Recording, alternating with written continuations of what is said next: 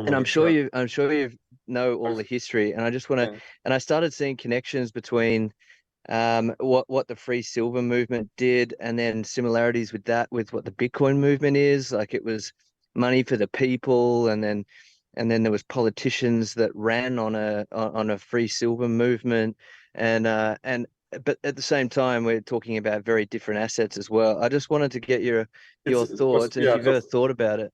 Yeah, I have a lot. So definitely The Wizard of Oz was written by Frank Baum, and it was about the monetary wars of the time period in the late 1800s. And it was William Jennings Bryan who said, the farmers were getting killed with their debts, and they were saying, we're not going to crucify, the American farmer on a cross of gold, and they wanted, free silver, and they wanted more silver to be distributed.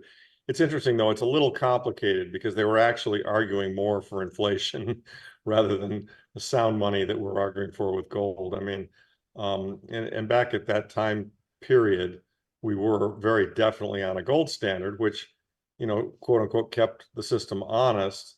But the New York bankers and others had figured out ways to, that once the Federal Reserve got created, and even before the Federal Reserve got created, the banks, through fractional reserve lending, had figured out ways. I mean, if you get somebody in debt to you, you basically own them. You kind of control them. I mean, this is what the IMF does.